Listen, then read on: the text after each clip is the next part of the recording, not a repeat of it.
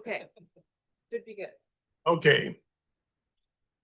We're starting again, right from the very beginning. Good morning, everyone. It's the board meeting, part 2.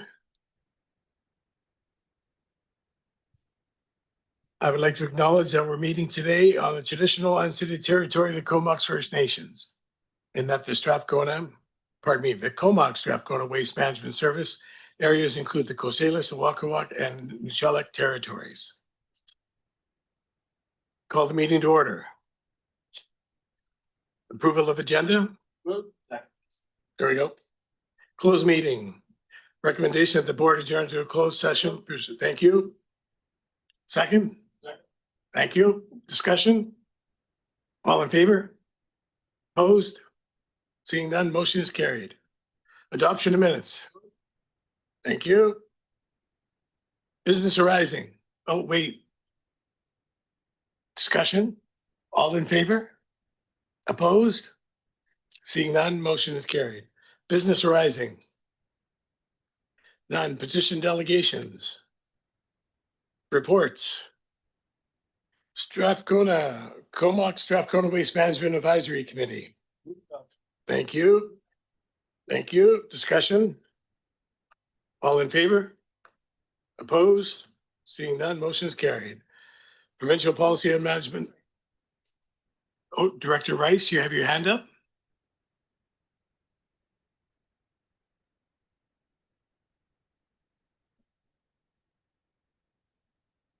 No?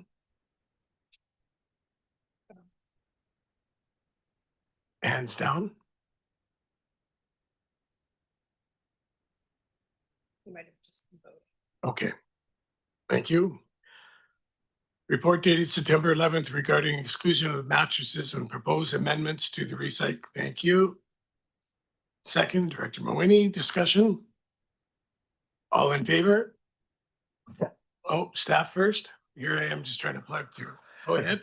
Thank you, Chair, and thanks, Directors. Good morning, and appreciate the patience while we work through those technical difficulties. Before I turn the microphone over to Sarah Willey, our Manager of Solid Waste Planning and Policy Development, to introduce this report, I do want to recognize that we have two new staff members with the Solid Waste team in our meeting today. Ingrid Sly is our Communications and Engagement Specialist, and Christine Nickel is our Financial Analyst dedicated to the Solid Waste Program. So wanted to recognize them in attendance, and now turn the microphone over to Sarah Willey, who will be introducing this staff report. Sarah. Thank you, James. Just noticed the clicker. Appreciate that. Yeah, very excited to have some more resources on the team to support all the work that we're doing. Mattresses will certainly be one that'll come up quickly in our financial analysis realm, and Ingrid's supporting already in our solid waste management plan, which is wonderful. Grateful to have those resources. So I'm here to talk today, thank you through the CAO to the chair, on mattresses and foundations, and a regulatory update that the province provided to us this summer. Mattresses have been promised to us for some time to be included within extended producer responsibility. So just to go over a bit of a timeline and to remind you how slowly the wheels of government turn, Metro Vancouver are really trying to bring awareness to this issue, banned mattresses in 2011. That allowed for private recyclers to really have the volumes available for them to drive the creation of private businesses for recycling. In 2014, that was our last major amendment to the recycling regulation. So that's when Recycle BC, then Multi-Material British Columbia, came online. Since then, we've had some tinkering, around single-use items and milk products and that sort of thing. But, really, it's been 11 years since our last major amendment and addition of program products to that regulation. 2017, Metro conducted a consultation with Morrison Hirschfield to really bring forward the economic analysis of the mattresses and, what kind of detriment was occurring with the inability to get them within the regulation. And I think that was really the catalyst for the province in including them in a 2020 response. So that's in that 5-year implementation plan for the expansion to EPR that's included within the report. We responded as a board to the consultation around that. It didn't just speak to mattresses, it also spoke to many materials, which we're also pleased to see in there, specifically propane canisters, moderately hazardous waste, and expansion of that category to include some more materials that we see regularly and that we're paying to dispose of. And as well, some products that are sort of less relevant for us, but hybrid vehicle batteries, which, as a community, we want to see more action on. But mattresses was right up in front and center. And with that commitment from the province, we really didn't, we were awaiting that change. This summer, they made an announcement, very subtle. Announcement's probably too big of a word. They casually and quietly let us know that they were removing mattresses from the proposed amendments that they would be putting forward this year. They will be moving forward with some of those other products that I mentioned, but the decision was made after presentation from staff to elected officials and ministry that they would not be moving forward. The response that was provided, or the rationale that was provided, was one of economics. So stating that local governments, by only charging $20 or $15 per mattress to accept the mattresses, either for disposal or for recycling, the province conducted economic analysis on what they felt would be the cost and the potential fee that a program may implement to recycle these. And they felt it was in the realm of around $40 per unit. And that perception of a cost increase from $20 to $40 at the time of purchase versus the time of disposal, they weren't comfortable with in these hard economic times.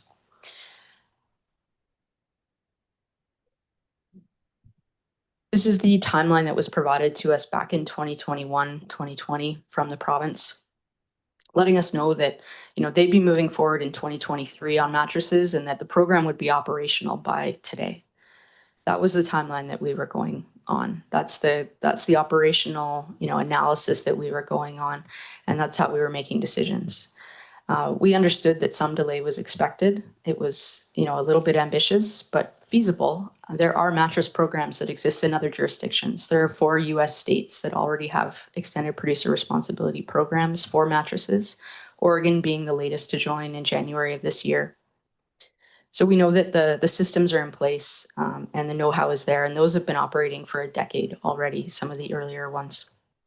So we felt that the producers out there, they had the companies that they could rely on, the systems they could rely on to implement these programs effectively and efficiently. The ministry themselves within this document, they spoke to the importance, they understood it, and those messages haven't changed. They're highly recyclable, but at the end of life, landfilling is currently the only option in some parts of the province, and there's often a drop-off recycling fee where services are available. They recognize that a formalized province-wide EPR program will help British Columbians by eliminating the financial and accessibility barriers that are preventing many from being able to recycle their used mattress. And we are in that category. The processor in Port Alberni that we send some mattresses to is small and couldn't possibly handle the entire volume of mattresses that we send them.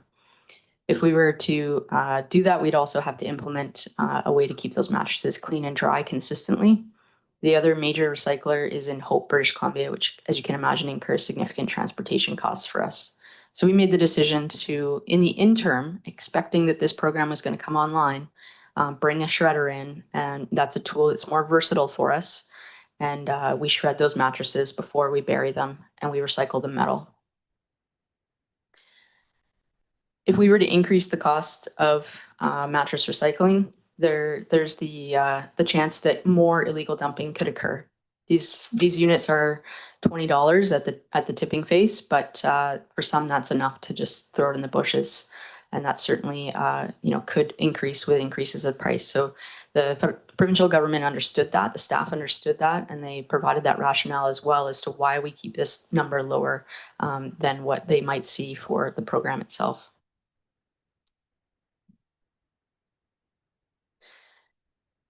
This is kind of our moment in time. So, the province doesn't amend this regulation very often.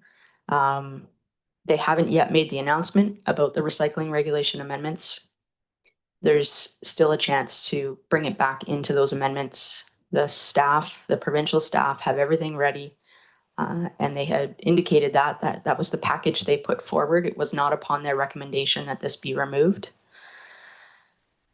The impact that it has on our service is not insignificant. This is probably the single largest product that's going into our landfill right now that we know is recyclable and that could be removed tomorrow if the province was not to back down. It could be managed appropriately. It could save us considerable airspace. Let's assume it's going to take another 10 years for this amendment to come back, and that's my expectation. I've been here long enough to know this isn't going to happen very often. We're going to have to buy another shredder in that 10 years. The used one that we bought was $875,000. There's maintenance on this equipment. It's very hard on the equipment to shred those mattresses, let alone the airspace that's being consumed to landfill those mattresses. So we'll continue to subsidize that as a local government, as a service. And that's the cost that the province wasn't willing to recognize that we're paying here. So I'll quote, a very strong, impassioned woman, Mrs. Potato Head. This is the time to pack our angry eyes. So I hope that as elected officials, you can pull them out from your little storage compartment and, be as disappointed as I am and stand behind your provincial elected officials and let them know that this is something that you'd like to see. So we have forward 2 recommendations that we would like to put forward on the floor for consideration. I can let you know there were more, but cooler heads prevailed and they didn't make it through. So we'll finish with just a video. This is a drone shot of the mattresses that we currently have at the Comox Valley Waste Management Center. Some of the mattresses from Campbell River are shipped down here and the shredder is located here because we have a considerable more space. We don't have the staff to operate this every day or even every week. So they'll kind of put in a good chunk of time and get this pile smaller. But this is probably 5 or 6 months worth of mattresses that we have on site.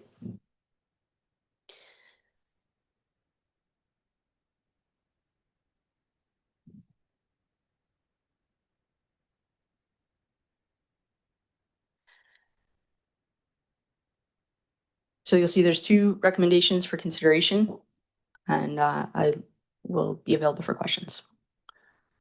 And Mr. Chair, if I could interject one point. On the addendum today is correspondence from Director McCollum. The requested action in that correspondence, I understand, would replace recommendation 2 on the staff report. So if the board is interested, it could consider the addendum, receive that correspondence, and then if interested, consider that requested action from Director McCollum in place of recommendation 2 that's part of the staff report. So, yeah, Mr. Chair. Thank you. Director Grieve, do you have a question? Thank you very much, Mr. Chair. Yes. Thank you, Sarah, for this very impassioned presentation. I can see where, once again, the province is tone deaf to the issues around local governments and what we end up having to deal with that they don't quite understand. I guess number 2 could be brought forward if we don't get anywhere, but if it's going to be an emergency resolution, and thanks to Director McCollum for that, then you only get 3 minutes. And if you're even accepted, because usually they run out of time, right, for emergency resolutions, it's right at the very end of the conference. So I imagine Director McCollum's going to be rising and speaking from the floor, which would be good. We can glean some of the points from the presentation. I think that we can probably get resonation with the other members from local government. You say that Metro's already been doing this, so they're obviously ahead of us on this curve. So yeah, I mean, it's sad when you take a look and realize that people get rid of mattresses because they don't like the color. It's so petty, and they have no idea of the impact. So I think we have to bring it home, and short of actually getting everybody to dump their mattresses on the lawn of the Parliament building or the legislature building, I guess we can't do too much else except raise the issue. Thank you. Thank you. Any additional questions? Director Wells. Thank you, Chair. Yeah, this makes absolutely no sense. I think our board has made significant strides over the last 10 years, bringing in organics, and really trying to manage the stuff that we're getting as best as possible with recycling. And I definitely will support Council McCollum's motion for an emergency resolution. I think that's something that members of this board have been involved in before from other tables, and definitely the best way forward. And happy to support that in any way we can, other than waiting for a receipt and then moving that. And just getting a bit of clarity, was the idea that after receipt we could receive that ahead of time, Mr. Warren?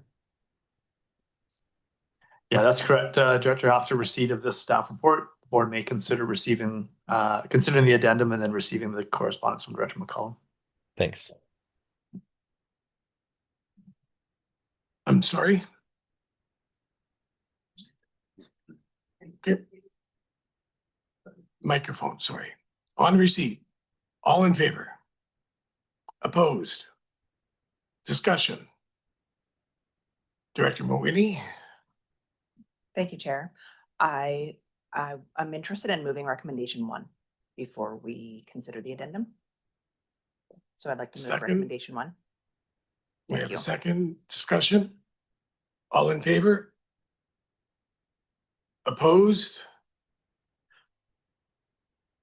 You're opposed? No, I'm going to move the consideration of the addendum after the vote. Seeing none, motion is carried. Motion to receive the addendum. Vote. Oh, second, sorry. Discussion? All in favor? Opposed? Seeing none, motion is carried. Director Wells, you still have your hand up? Did you want to? Yeah, I just want to speak to this motion and whether or not other activities will be happening in the past, making sure that other members of UBCM are aware that this is happening. There's a variety of ways that can happen, so that it's not just happening during the emergency resolution section, but getting that information out ahead of time. Could be done by emails. In the past, we've done little flyer handouts, Facebook, etc. Just wondering if there's, and this might be to Councilor McCollum, I'm not too sure, but whether or not there's any ideas on how to spread the word on this prior to it actually landing on the floor. Director Greaves. I have a brilliant idea, Director Wells. Everybody bring a mattress from home to the convention and it'll land on the floor. I suppose we could just bring the ones from our hotel room, I suppose, but that might be less logistics. But actually, point of order, we have received the addendum, but we haven't received the correspondence or the requested action yet. So I'd like to also move that we receive the correspondence. Discussion? All in favor? Opposed? Seeing none, motion is carried. Okay. Oh, yeah, I had it. Director McCollum. Yeah, thanks. I'll just speak briefly to this and also to Director Wells's question. Yeah, through my work as the Vice Chair on the Vancouver Island Coastal Communities Committee on Solid Waste, we've been trying to coordinate a bit of effort on how to raise awareness about this policy change. It hasn't really come through an official announcement from the province, so it's been kind of a slow moving process in determining if in fact the province had in fact made a decision to delay the implementation of this. So there has been a press release that went out maybe 2 weeks ago that did garner a fair amount of attention. There was some interviews that were done on some of the talk radio shows. There was a few articles that were published, and this requested action around letters to the ministers has been coordinated by other solid waste service within the Vancouver Island and Coastal Community Service. We met, both myself and Ben, who's the chair, met with staff from various regional districts who are bringing similar reports to their boards this week. Hopefully, at least some of the information will get out. The timing has been a bit of a challenge, which is why we're getting a motion at the very last minute here that didn't make even publishing on the agenda. So to answer your question, we haven't, done an email campaign. This motion went to staff, I think maybe yesterday. It's been very last minute timing. So I would certainly welcome folks on this board to talk about this at UBCM and help put the word out. But yeah, recognizing that one of the recommendations on the agenda was to work with our committee to get an emergency resolution on, and realizing that the only method here would actually be to have one in place today if we are going to move it forward. So the deadline is tomorrow for this to go to UBCM, and they still need to determine whether or not it would meet their criteria. It's not, I don't think it's a given. So yeah, just to provide that context. Yeah, I think that's answering all of what you said. I don't see any other lights on though, so maybe I'll just speak to the motion really quickly before we move it to, if that's okay, Chair. By all means. Yeah, so as was really well laid out already by our staff, the province has backed away from its commitment to regulate mattresses as part of the EPR program. And this has a significant impact on local government across the province, and the VICC SWCE, shortest acronym ever for a committee, is doing what we can to draw attention to this. The province explained in their decision that it was due to affordability concerns. And this just doesn't hold water. Currently, residents are paying disposal fees that are often more than equivalent programs in other jurisdictions. The cost of managing mattresses does not go away, and the province's decision only shifts the cost burden to taxpayers and end users rather than producers. It goes against the polluter pay principle. So this matter is considered an urgent emergency under the UBCM resolution criteria, given that the change arose after June 15th, which is why we're considering it today. So after we dispense, I guess we did dispense with receipt. So I'll move the requested action. I won't read the whole thing here unless I'm required to. Okay, I'll leave it at that. Thanks. If someone wants to second it. Second. Discussion?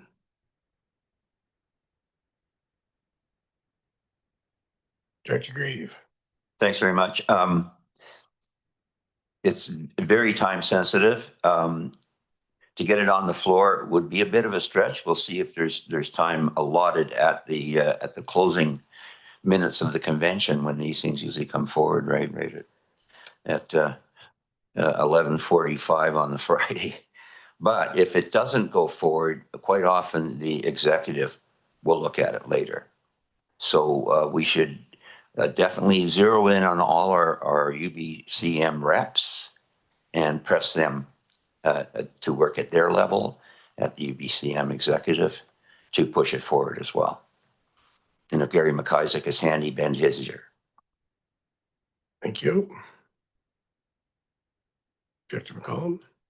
Thanks, Chair. Just one thing to add to Director Grieve's comment that this decision is highlighted in the last UBCM newsletter that went out, and there is attachment to one of the news articles that covers the issue. So there has been some membership-wide communication that has gone out from from UBCM. So that would also be helpful for people to go back and look at the last newsletter that came through, because it is in there as well. Thanks.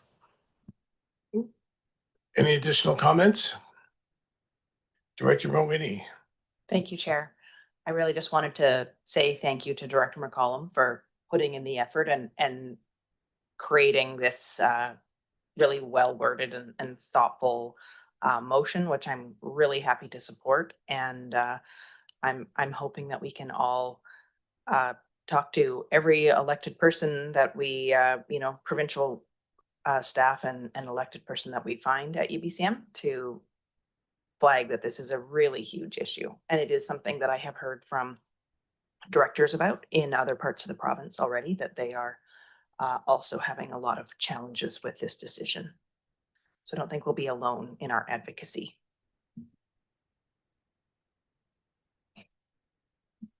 Director McCollum. Thanks, Chair. I'm sorry. There's a lot of loose ends here. One other thing that I just want to highlight is in the addendum, in addition to the requested action, there is a backgrounder that has a series of talking points on this resolution, including, the impact of illegal dumping, some costing, some pushback on the affordability issues. One of the bullet points is that Metro Vancouver estimates they spend $5 million a year on this issue. So I would encourage everyone just to have a quick look at that backgrounder for, just some talking points that will be useful in raising attention to this. Thanks. Okay. So where are we at the vote? All in favor? Opposed? Seeing none, motion is carried. Okay, we're on number 3. Thank you. Do I have a second? Thank you. Discussion? All in favor? I should have a staff presentation on this one as Staff well. presentation. Sure. Sorry. Our Chief Financial Officer, Lucy Wacharek, will be introducing this fiscal sustainability framework and strategy. There's no specific recommendation here at this time, but the overview that Lucy will provide describes a lot of the work that is coming up for the Financial Services Department to promote the fiscal sustainability of this service. Lucy, over to you. Thank you. Feel like I should sit over here to balance things out a little bit. Great. So good morning, everyone, and thank you through the CAO to the chair and directors. Financial Services is here today to bring forward an introduction to the components of the fiscal sustainability framework, including a preliminary roadmap. Over the last 2 budget cycles, and as CSWM has progressed through the Solid Waste Management Plan update, the board has expressed desire to establish more comprehensive governance for fiscal management. As the board adopted the 2025 budget, direction was specifically provided to develop a fiscal sustainability and resilience policy. This is excellent as the CSWM direction also aligns with the CVRD strategy for the development of a fiscal framework. A fiscal framework and strategy specific to the needs of CSWM is recommended, and staff will optimize the use of time and resources to advance this important body of work for both organizations.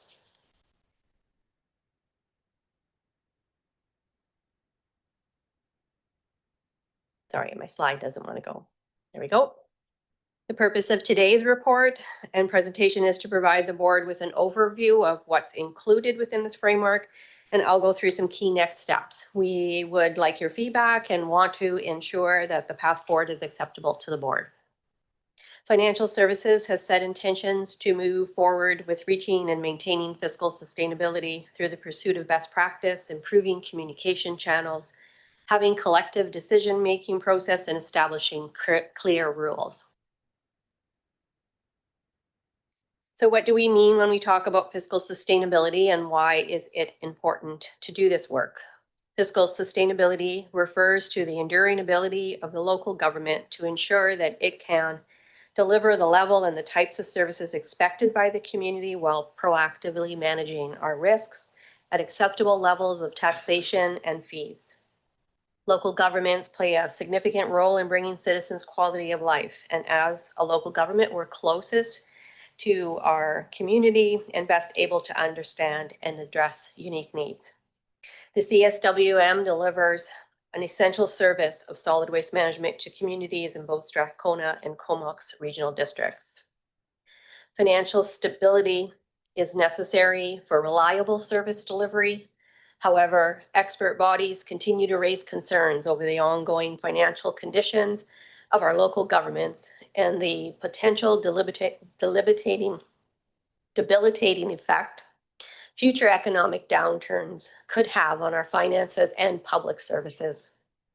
By ensuring we have a solid financial foundation and rethinking how we plan and budget, we will be better able to face today's complex environment. In purposely moving forward to achieve sustainability, the opportunity exists to develop greater agility and new approaches to addressing changing community needs. Pardon me. There are two major areas for which the framework will focus, one being corporate governance and the second putting in place foundational best practice. This slide shows components of governance. I'm sure you're well aware the purpose of corporate governance is to guide the conduct of a company. It refers to how the organization manages, leads, and ensures oversight. So when effectively used, governance works to mitigate risk and ensure the entity's longevity and its success. There are 8 key components as listed on the left side of the slide, and not all 8 areas are relevant to a fiscal framework. However, a significant portion are reflected in foundational elements. So between CSWM and CVRD, lots of governance is in place. However, to address our current needs and changes to expectations, it's necessary to conduct reviews and realign. Putting in place good governance involves comprehensively addressing these 5 core functions as seen on the right side. And there'll be many ties to areas of policy, process, and performance within the framework. The framework components will include 3 components. They'll be made up of the board's defined principles. The principles will guide the development of strategies, and policies will support those strategies and principles. So up first, we will be working with the board to develop fiscal principles. And what you see here on the screen represents the typical words and phrases within fiscal principles. This data has been gathered from work UBCM has done in this space, as well as principles used by other local governments around us and across the country. As at the October 30th meeting, staff would like to return to begin the process of choosing principles that are most meaningful for the solid waste management service. The initial work conducted to date on fiscal sustainability leads staff to address areas of focus for strategy development that include the 5 items that are listed here. Advancements through a balanced approach, improving our decision-making, corporate alignment with good governance, communication, trust and transparency, climate change, and risk management. The picture on the right gives directors an idea of various types of policies considered for development. The roadmap will include systematically coming forward to the board for consideration of new or updated policies. And as is the case today, some CVRD policies will continue to suffice for both CVRD and CSWM. An example of that would be something like our investment policy. Others are best tailored specifically to CSWM, and examples of this type are currently expected to be policies dealing with reserve, debt levels, user fees. And the board will continue to have its own financial planning policy.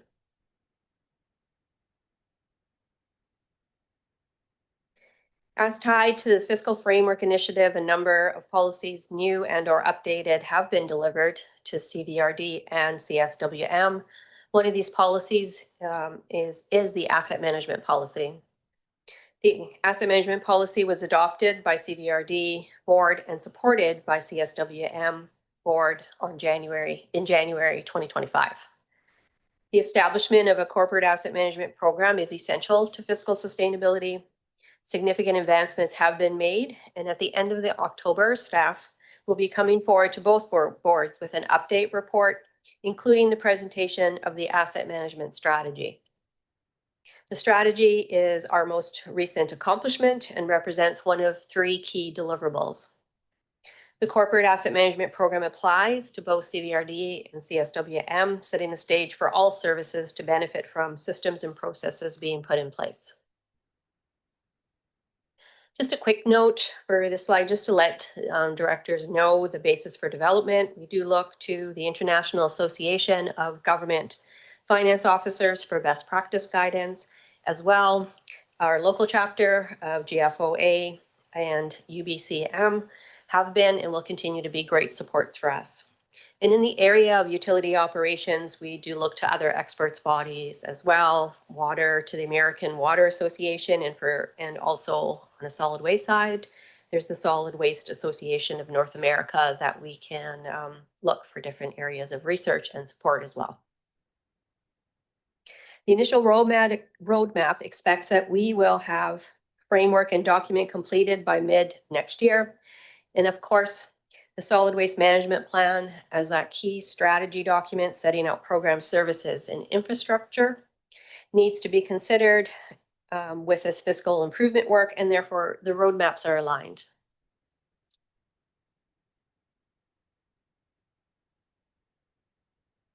So next steps, just to dive a little bit deeper, give a better idea of what's up next. So at the October 30th meeting, as I mentioned, staff would like to return to have the board develop principles. We will continue to advance and implement the asset management strategies. We plan to engage with various stakeholders. This includes staff from our municipal partners and our third-party experts.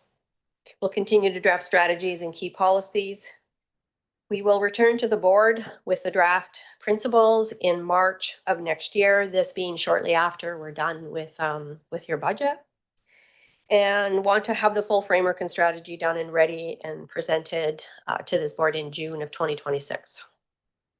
And with that, we certainly appreciate any of your feedback, and we'll attempt to answer any of your questions you may have at this time.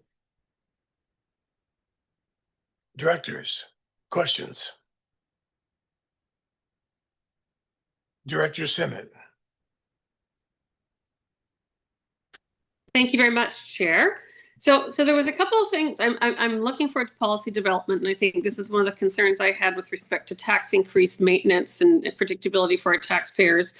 And particularly, I would like to see how do you want us to communicate before October some of our potential issues we'd like to address. And another one was when I read through the report on the sample principles under the heading efficient, was there a typo? Because yes. Okay, because we weren't trying to maximize costs. I didn't think that was the case. I'm so sorry. I meant to mention that. There's a few words that were missing, and it's meant to say maximizing benefits and minimizing costs. Yeah. Okay. I thought so, but I just wanted to sorry. That. I was waiting for your presentation to make sure that was the case. Mm-hmm. And so the other one is under the predictable. It talks about the word increases or incremental. And I want to challenge everyone to look at ways that we don't always have to have increases. That we can look at being more fiscally prudent and deliver better, effective governance to our communities, instead of always believing that things are going to increase in cost without the use of technology or other abilities. Because my general belief is waste management's job is to reduce waste, which means we reduce the need for our service, hopefully, over time. So hopefully we can actually envision that in terms of other ways to divert waste and actually have a lower cost. But I'm prepared to have the other argument about, always needing to prepare for the capital expenditures. But essentially, staff's job is to get rid of the job. So perhaps I'm just dreaming, but on the long run, that's sort of, to me, the irony of waste management is we're trying to actually reduce what we do. But I'll leave it to you guys to give me some advice on how we get information to you before the end of October meeting. Hey, directors, any other questions? Maybe I'll ask Lucy. The question was around how to provide information prior to the October meeting. This is a great opportunity here to have some of that dialogue and provide some of that feedback. And thank you, Director Sinnott, for the comments you did provide there. We'd welcome any other comments here today. And I think the intent of the October 30th meeting is not to land and finalize principles. Maybe Lucy, you can explain kind of the steps between then the October 30th meeting and when the principles would be looked at for approval or adoption or incorporation. And of course, these are also living documents in the sense that they will evolve and adapt to board priorities and conditions over time. We would like to have some stability, of course, but there are always opportunities to make change and improvements along the way. So Lucy, can you speak to that next body of work between that October 30th meeting and the next several meetings after that? Thank you for the feedback and the comments, and from the comments around the principles that are listed in the attachment. It's great to have that input now, and as we get to October 30th, we can continue with those conversations and this board landing on what principles overall make more or resonate with you all more, and how you want your fiscal management to be done. So we have those conversations on the 30th. I'd like to be able to get to a place where we have 5, 6 or so principles that helps to guide this work. So we can continue having great dialogue around many of the concepts around these principles. So that's the idea around October 30th, and then to finalize that as we go into the new year to set those principles, and that'll be established inside your overall framework.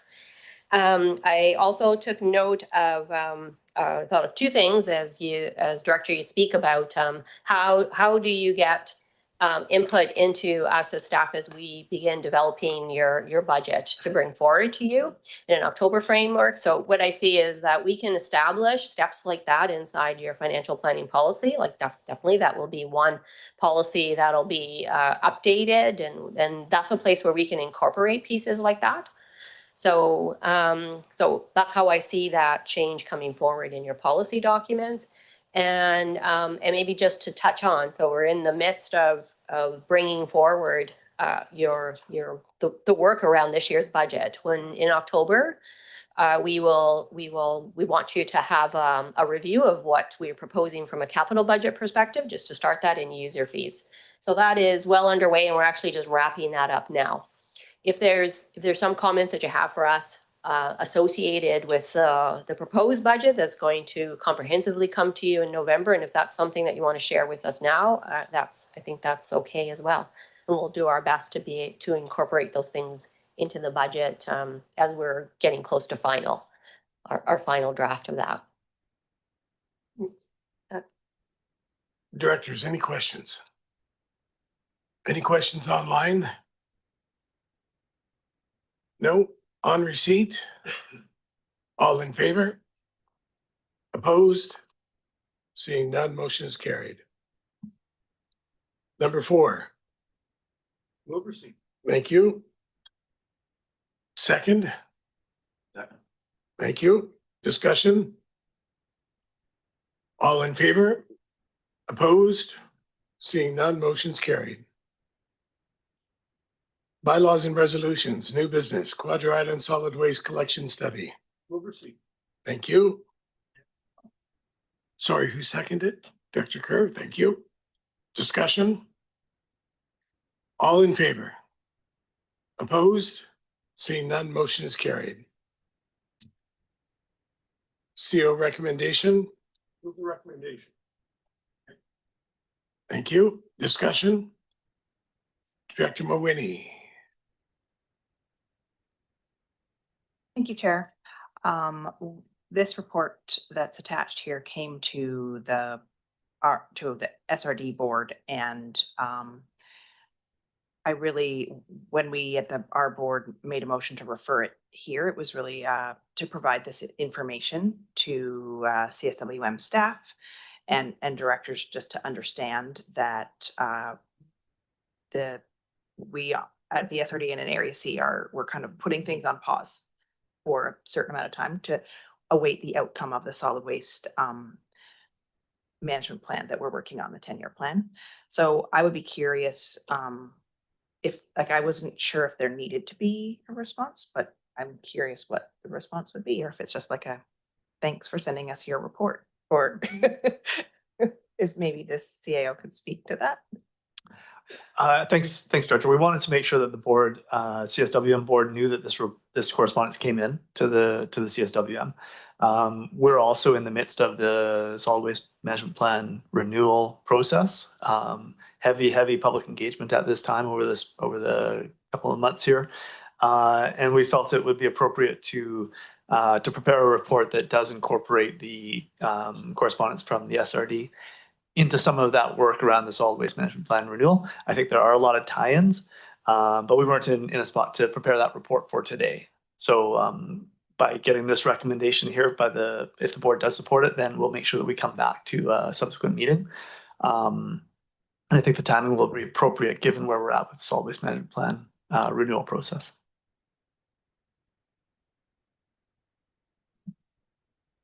Sorry, Director Moini, did you add more? I was just gonna say thank you, and that sounds great. Okay, so all in favor? Opposed? Seeing none, motion is carried. I'm sorry? We're going to adjourn into the closed session. Thank you. Discussion? All in favor? Opposed? Seeing none, motion is carried.